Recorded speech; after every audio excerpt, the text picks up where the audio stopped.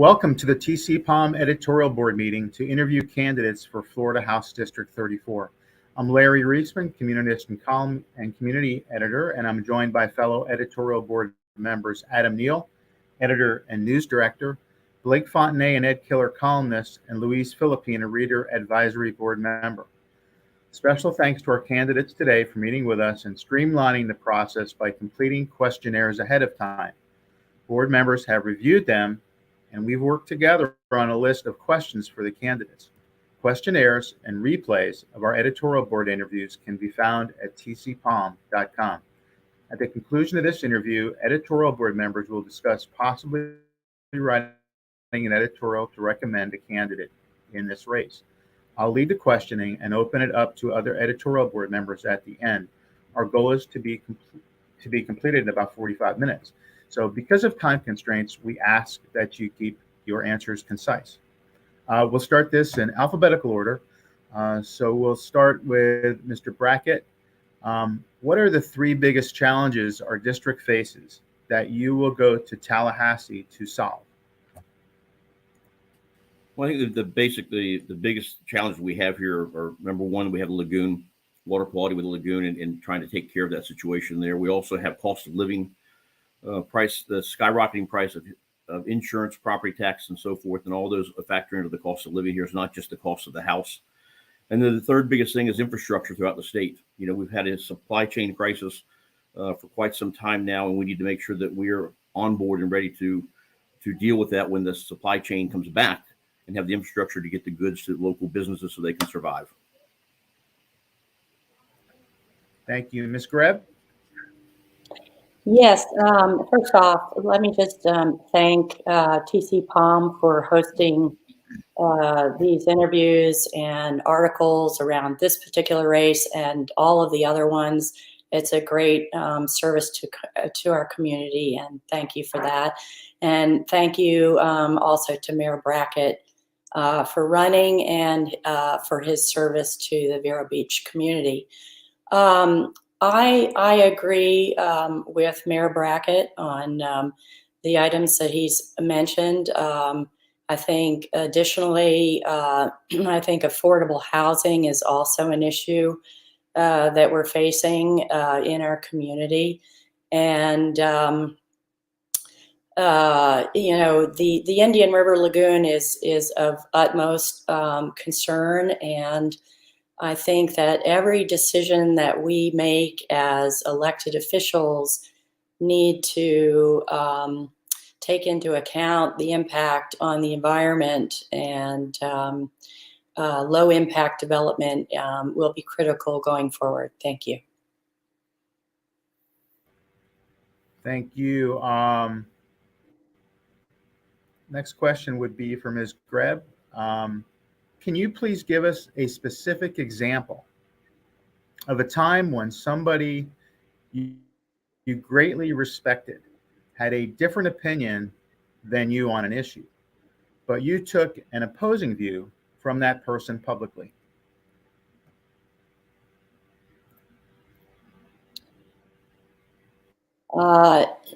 Yes, that's happened quite frequently with me over the years, and what I try to do is to respect that where that person is coming from.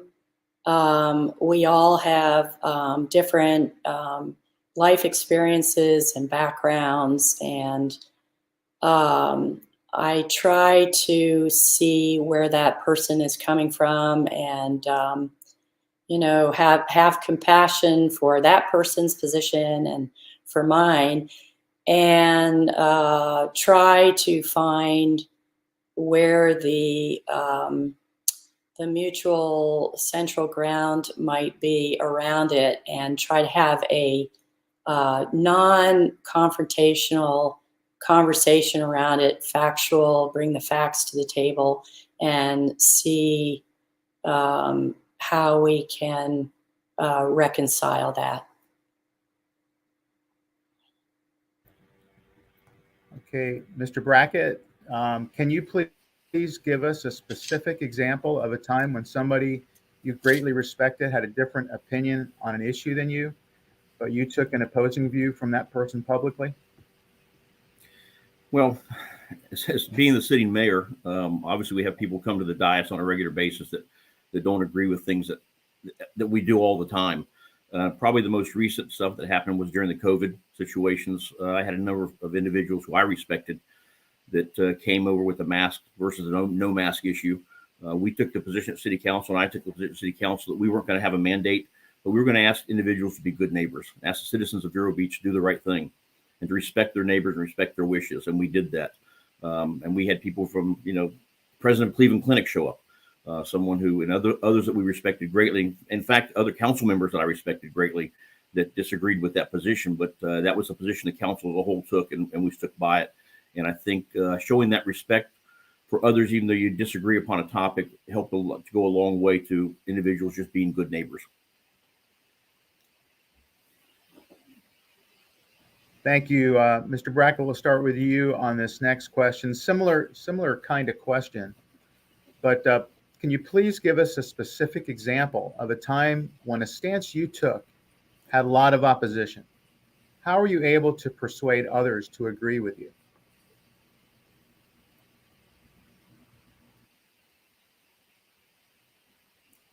I'm not sure if I heard the end of that question, Larry, if you cut out or not. Yeah, I'll repeat it. Okay, thank you. Can you please give us a specific example of a time when a stance you took had a lot of opposition? How were you able to persuade others to agree with you?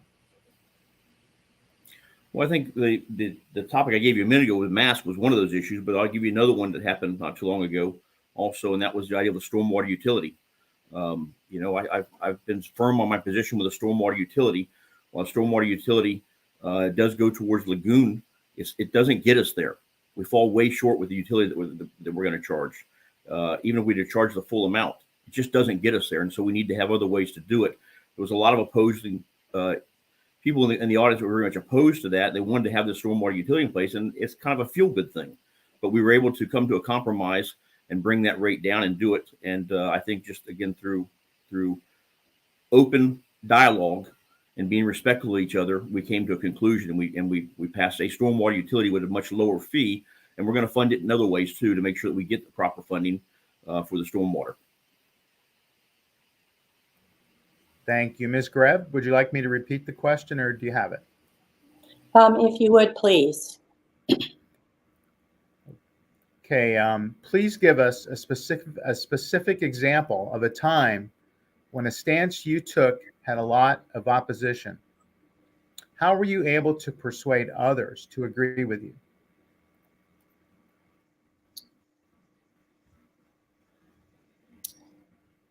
Well, I guess what I'd like to do, since Mayor Brackett has brought up the stormwater assessment issue, I actually am on the other side of that than he. In this situation, I think what he's saying. I respect where he's coming from, and I also know that when there is a lot of water, which we're having with bigger storms now with climate change, that our flood control is such that we don't have the capacity to handle that, and we end up having a lot of degradation to the lagoon. The solution can be expensive, yes. I think that, the more that we learn about what kinds of things we can do in this regard, again, with regards to low impact development, that particular assessment is based on permeable surfaces. And granted, some of the residents and businesses in our community have a lot of impermeable surfaces, but those can be made into permeable surfaces, And yes, that costs money, but once it's made impermeable permeable where the water can flow through that surface and be filtered before it goes out to the lagoon, that's the direction that we need to take. So if there was some assistance to those businesses in particular that could make that transition, then we could have, that would be a lot of the solution there. An assessment, tax assessment, I think would be appropriate. And the incentive would be to, go towards more of a permeable surface to reduce your tax burden. Thank you.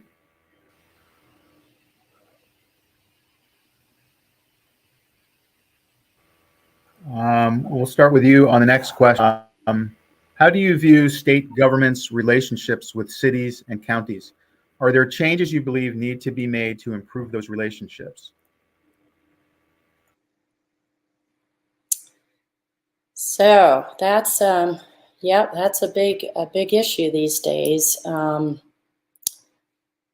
Our state government doesn't want the federal government to get into its affairs, but the state government has had the tendency to want to get into a lot of the local affairs lately, preempting a lot of the local authority. And, this is a tough one. And I think where I am on it is that whenever possible, it would be nice for the state government to leave the local jurisdictions alone to make the decisions based on their particular community. I know here locally we have extremely we have such great leaders in our community that know our community and can make most of the decisions. That said, there are a number of things that where I don't agree with that, and I'll just give you one example, and that is the pet store, the puppy mill.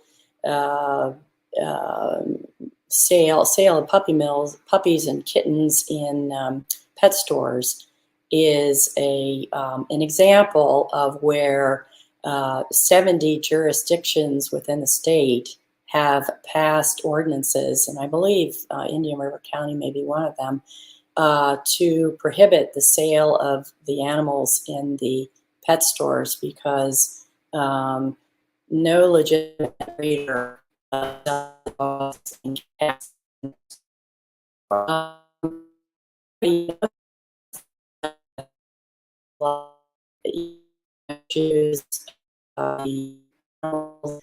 and expenses, etc. So in that case, where a lot of jurisdictions within the state have passed local ordinances regarding something like that, I think in that case, it is proper for the state legislature to take a look at that and see whether that's something that should be a law made from the state level. Thank you, Mr. Brackett. How do you view state government's relationships with cities and counties? Are there changes you believe need to be made to improve those relationships? Well, there can always be changes made to improve relationships, no matter what level you're on, and we always need to work towards that. I think really what you're referring to is the thing we call home rule in local government. And I view home rule as this. There are a number of areas, for example, construction industry, where a state needs to get in and preempt everybody and license the contractors, license professional people that way, and set the rules so we're doing the same thing statewide for our communities. But where I think that the state needs to stay out of our areas is when it involves my quality of life.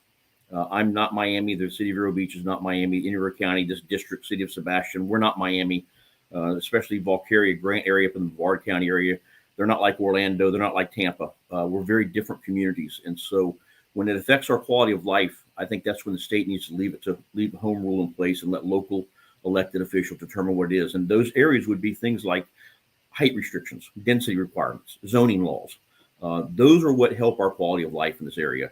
And so that's the difference between the two, I believe. Again, there are times to regulate statewide, but when it affects the locals' quality of life, we're not all alike. All cities and municipalities are not alike, and they need to let us at the local level take care of those things. Thank you. Let's stick with you on this one, Mr. Brackett. Do you feel like the state's best management practices for farmers to reduce agricultural runoff into waterways should be mandatory rather than optional? Well, that's a good question. I think that the runoff in those areas, I think, could be treated similar the way we do local development with stormwater retention areas. But I don't know yet that we're in a position to mandate that without a plan of how we're going to do that. When we mandated that to local businesses and development, we had a plan in place. It's called a stormwater retention plan. We have different levels of stormwater retention, all the way from the 25-year storm to the 100-year storm. And so from that standpoint, we had a plan in place, and then you can mandate things when you have plans in place and a way to happen. With a lot of the agriculture industry right now, it's difficult because the land is used for their business. And so we have to balance that out and make sure that we're doing the right things by them also. Can we mandate things like, a certain kind of fertilizers or more organic stuff and more things that are environmental friendly? I have no problem with some of those things and pushing those items onto them. But as far as regulating their actual runoff from their fields and all, it's a very complicated issue. And then how you do that would be a question for, more for engineer. But if we can find a way that they can maintain theirs, like we do in subdivisions and all, I would definitely be interested in taking a look at that. Thank you. Ms. Greb, should I repeat the question or do you have it? Would you please? Do you feel like the state's best management practices for farmers to reduce agricultural runoff into waterways should be mandatory rather than optional? So where we are on that issue is that we have given mandatory a shot and it's not working. The state goes out and measures the pollution in the farm runoff areas, and it's pretty off the charts. So the mandatory is not working, and the Department of Environmental Protection sends out notices to the farmers about this, and they pretty much disregard it, even though there's a fine associated with it, so they're ignoring it. I appreciate the position of farmer right now in their transition from agriculture to possibly something else, and I understand it's a difficult time for folks that have a lot of agricultural land, but the solution is not to pollute our waterways to keep costs down. That is not an acceptable solution. So yes, I believe that we do need to make it mandatory, and we need to have teeth in it so that farmers comply. And that's going to create a situation where we have another conversation around, where the farmers are. And I have compassion for the farmers.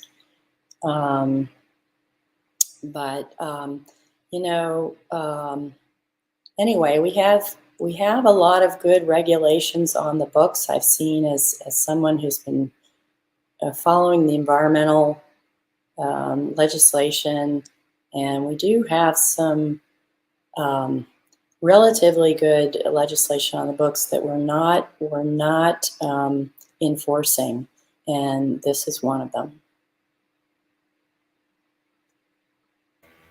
Thank you. We'll start, Ms. Greb. Please give us one example of what you have done in the past year that shows you are doing more than just talk about helping the Indian River Lagoon? So I am a board member of the Indian River Neighborhood Association. It's a privilege to be a part of that nonpartisan organization that advocates on behalf of the environment and other quality of life issues in our community. I'm also a member of the League of Women Voters Natural Resources Committee League out of the Space Coast. And I'm also active with the Democratic Women's Club, both in the environmental and legislative committees. And my primary role this past year was with the IRNA. And based on some of the background that I have, I ended up being basically a legislative analyst for them for the this year's legislative session. So I really got into the weeds, if you will, with about 60 to 70 pieces of environmental legislation that the legislature looked at this year. And the process that I went through is actually one of the primary reasons that I've decided to run for office, because I have seen over and over again that we're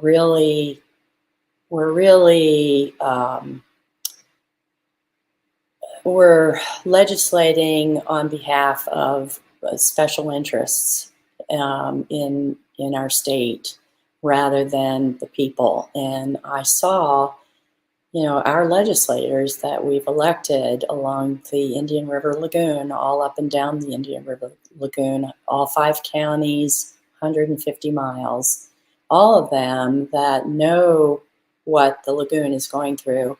And the climate is such in Tallahassee, unfortunately, that legislators probably who would like to vote differently are voting on behalf of special interests rather than the lagoon. And that's very unfortunate. So anyway, that was my takeaway from that. I advocated on a couple of pieces of legislation specifically. And fortunately, the governor vetoed several of the bills that the environmental community rose up against, and that his party had pushed through on behalf of some of these special interests. And so I know we can do better than that. And so that's actually one of the reasons I'm running. Thank you. Thank you, Mr. Brackett. Please give us one example of what you have done in the past year that proves you're doing more than just talk about helping the Indian River Lagoon. Well, the one that comes to mind right away, the most recent one, was we authorized the city level the purchase of a second street sweeper. I don't think individuals realize just how big of an impact that has on the lagoon. These street sweepers pull up thousands and thousands of pounds of debris. A lot of people think that street sweepers simply push the debris to the side. That's not the case. Street sweepers actually have a huge vacuum cleaner and pull it up and take it, and we dump it. Anything we stop from going into the main gutter system, a gutter system, which goes into the main relief canal through the baffle boxes, anything we stop from going in there, grass clippings, leaves, and so forth, they all carry nitrogen and phosphate with them. So the more we pull off the streets, the better off we are. We actually enacted that and knew this about 2 years ago. And back then I made the push to have our existing street sweeper be used 12 hours a day instead of 8 hours a day by hiring a part-time person for the additional 4 hours. It worked.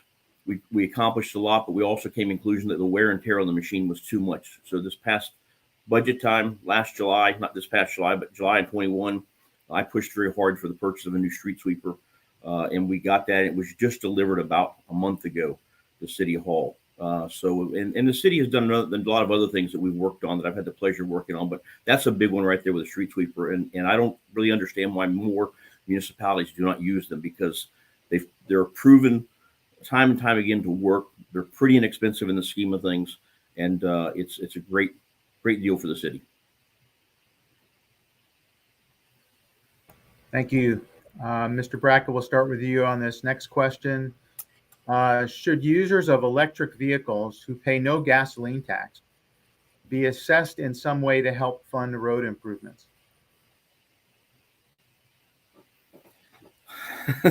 That's a tough one. I don't think they should be. They are users of electric vehicles or have chosen a separate path of transportation. Just like someone who uses the tri-rail system down in the Palm Beach area, or someone who uses our bus system here. They've chosen a different method from that standpoint. They are still paying tolls and things like that. They're also paying, other taxes, the scheme of things. They pay license fees and so forth. And so, they're being hit enough. We don't need to find ways to tax more people, in my opinion. We need to find ways to relieve them of that burden as much as we can. Florida's done a good job. Financially, we're in a strong position. And so I think at this point in time, just because they drive an electric vehicle doesn't mean we need to find another way to charge them. Thank you. Ms. Greb? Yeah, I kind of agree with that. I think where we are right now is we want to incentivize people to go to electric vehicles. There is some infrastructure involved to support that, obviously, throughout the country.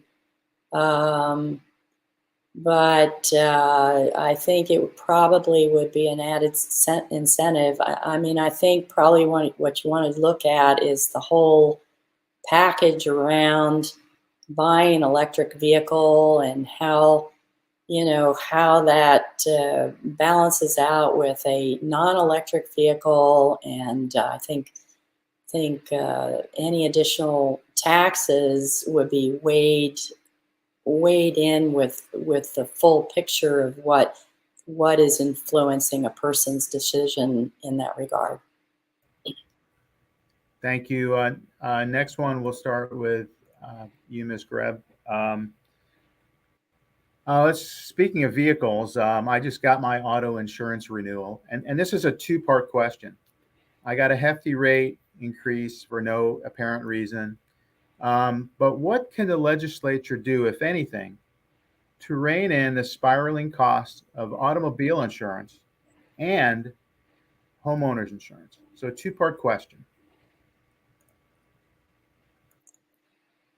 Yeah, well, this is a tough one because as a career business person, looking at it from a business standpoint, insurance companies are going to be coming to markets that make sense for them to make money in.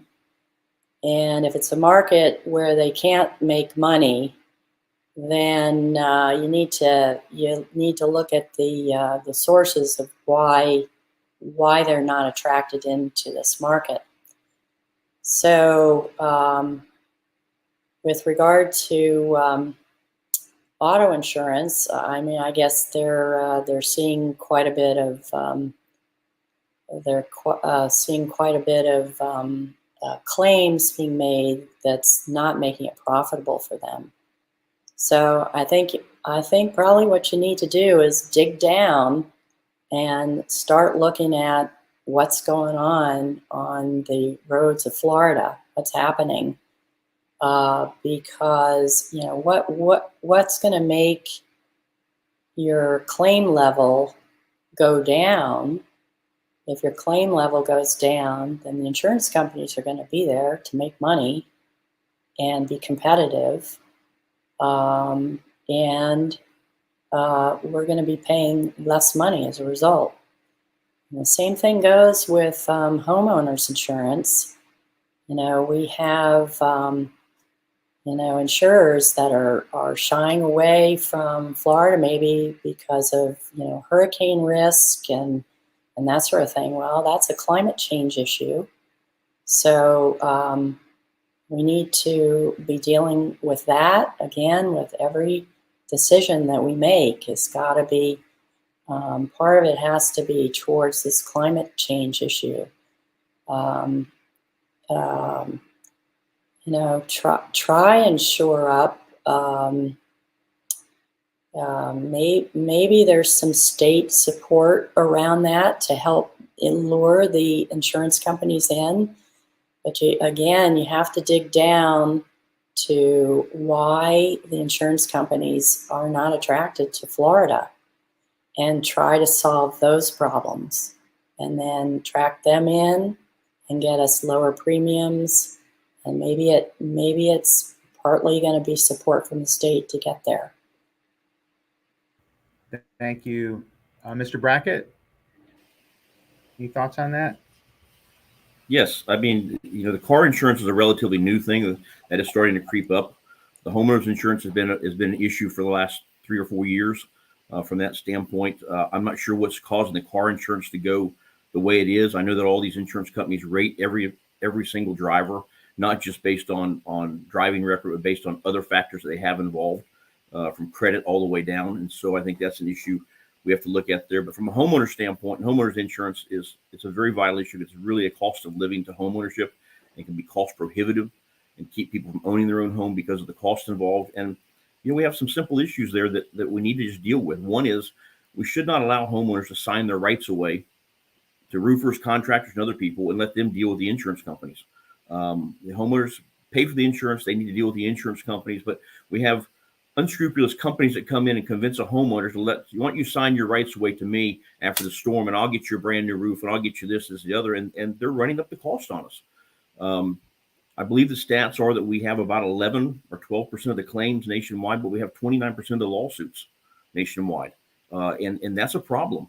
And so I don't like the idea of roofing companies and other contractors coming in and saying, hey, just sign your rights over to me and I'll take care of it. We have a rule in Florida that says if your roof is more than 25% damaged, you're entitled to a whole new roof. Is that the right number? Should it be 50%? Should it be 75% that you get a whole new roof? I don't know what that number is yet, but that's what we have to dig into and find out. Are those the right things? And a lot of those rules and regulations are old, were set up years and years ago. They need to be reviewed and looked at because we've got to find a way to come together between between the insurance companies and subcontractors and contractors that work on homes and do repair stuff, and even the legal side of this, trial attorney side, and say, hey guys, let's get together. We all need to do the right thing and make it right for the citizen of District 34, and how can we reduce their cost?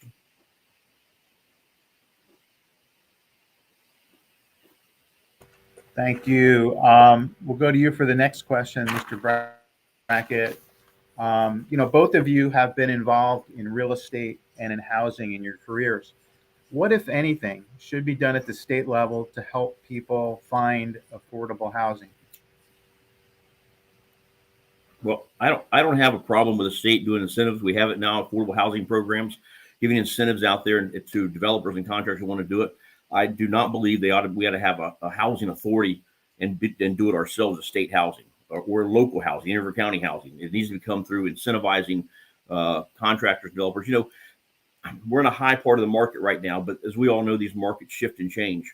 We were in a high part back in 2004 and 5, and by 8 and 9, houses were 40% less.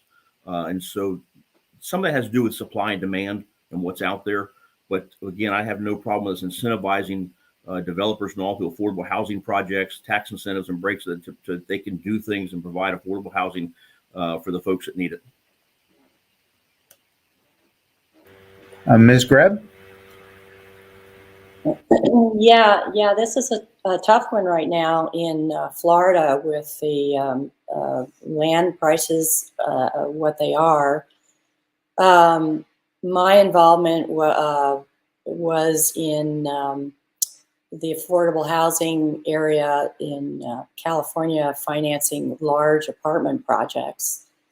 And many of them were financed through tax-free bonds, but they had to be very large projects in order to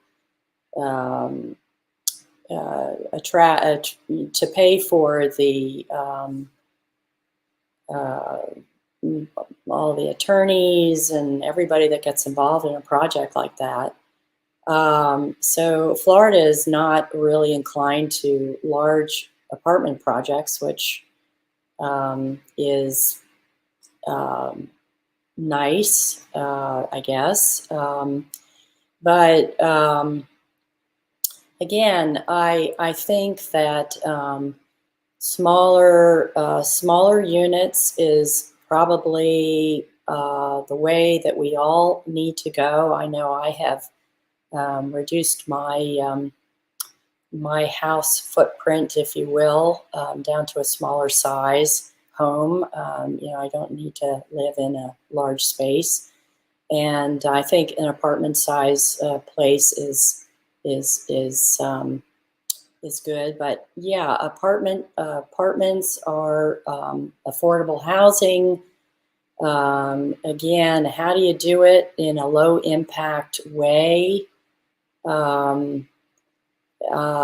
You know, I really would, this is an area that I would like to look more into to find some ways to accomplish this. I don't think we're building homes for affordable housing and workforce housing right now. We're still building larger single family homes and that sort of thing. So it's definitely an area that we need to look into, to do in an environmentally friendly way, and also to a people friendly way. Thank you. I know we're running out of time here. I've got a couple more questions left, but does anybody else have any questions? Anybody on the editorial board? Ed? Ms. Greb, I think we'll start with you with this question. Last legislative session, the legislature signed a bill that doesn't allow abortions prior to 15 weeks. Would you support or oppose a bill that require abortions before 15 weeks?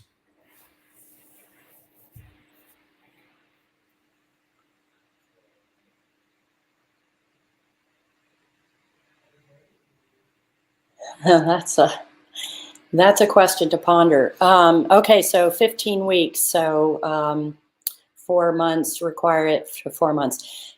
Here's where I am on this issue. You know, there are very few abortions that happen after that time frame. It is the reality of it. And my position on this is that, you know, these are very difficult decisions for a woman to make.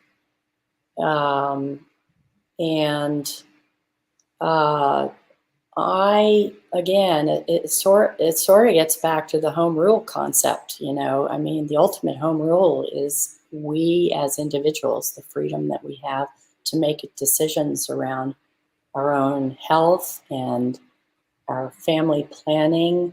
Having a child is a big, big decision that you make for the rest of your life. It's a huge commitment, and not everybody is in a place to do that. So, you know, it's a very difficult decision, and my feeling is that women need to be in charge of that difficult decision.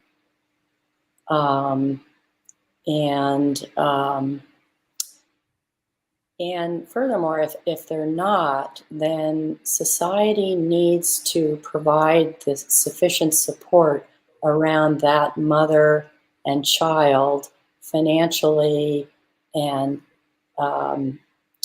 services wise, for a prolonged period of time to support them, be healthy and happy in society. Thank you. Mr. Brackett, do you need me to repeat the question? Yes, if you would, please. The legislature last session supported or signed a bill that does not allow abortions after 15 weeks.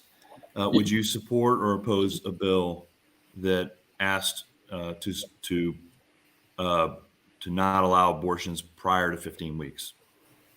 You mean shorten that time frame is what you're asking? Yes. Okay. It's quite obvious that from my mail pieces that went out during the election that I'm a pro-life candidate. And so the answer to your question is yes, I would support something else besides the 15 weeks also if it came up. Now, the question is that 15-week bill that the legislature passed and the governor signed is going to end up at the Florida Supreme Court over a privacy issue.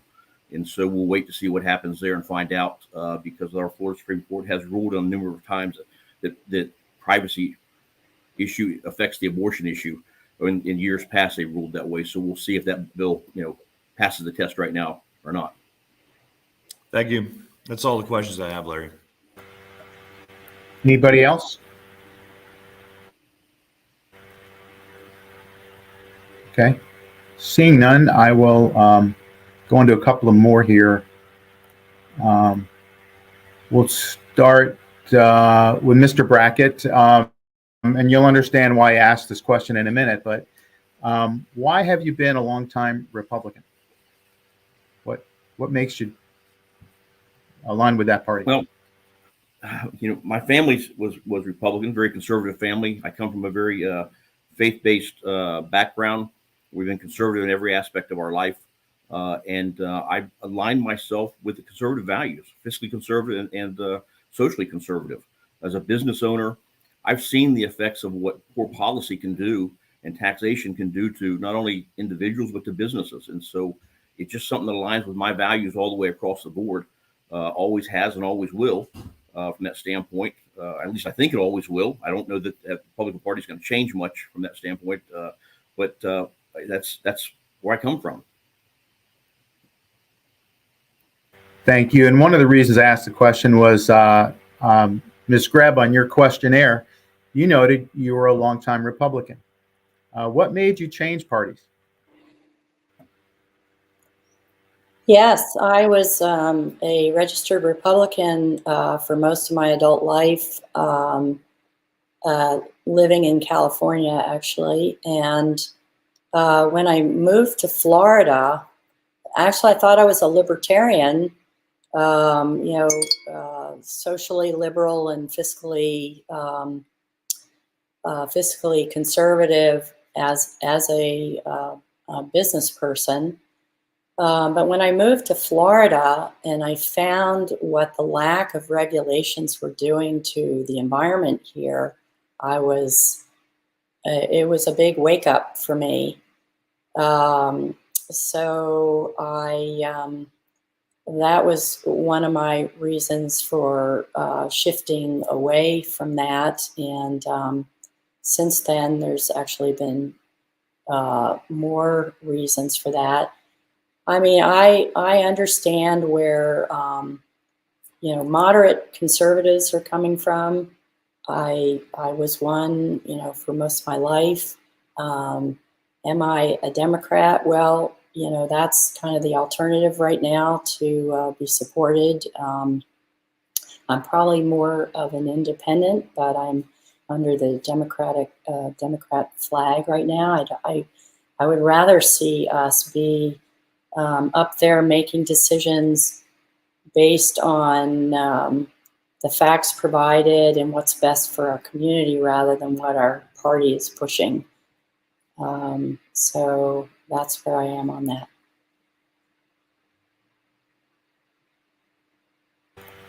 Thank you. I think at this point, we are at about 47 minutes. Ms. Greb, would you like to, is there anything that we missed? Is there anything you'd like to summarize? Last question, pretty much. No, thank you again for this opportunity. It's really a privilege to be in this place of running and having conversations. It's, you know, I believe that our biggest issue facing us today is really shoring up our democracy. One of the other legs of my platform, primary legs, I mean, really, democracy is the kingpin right now.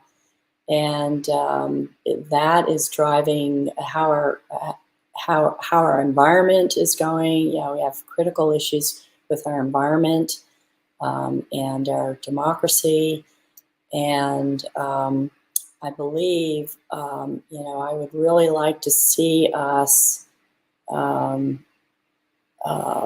really start working on getting the special interest money out of politics, because it's really having an impact that's actually affecting our democracy.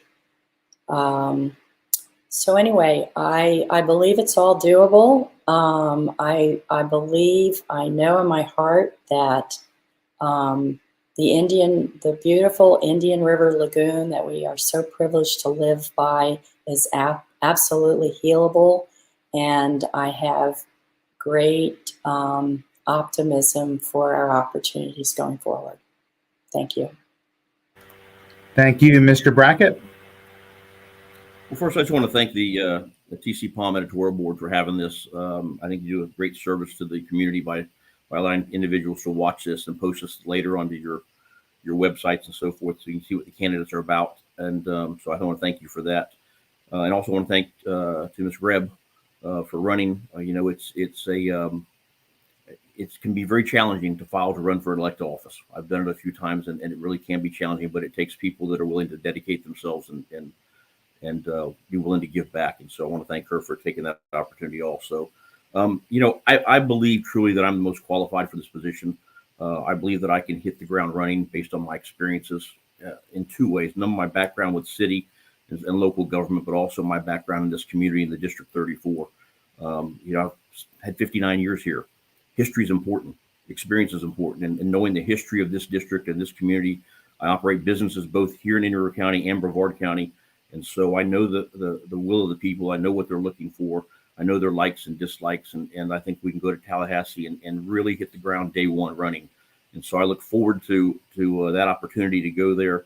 And I think that everybody out there that has been very supportive. It's been kind of humbling when you get the support that you get and the reaction that people give to you. So again, thank you very much for this opportunity. And vote Robbie. Thank you both for coming on today. And thank you for both running a campaign. It's not easy, but an essential part of our society. Good luck on the campaign trail, and please continue to visit tcpalm.com for your latest election information. Thanks, and have a great day. Thank you.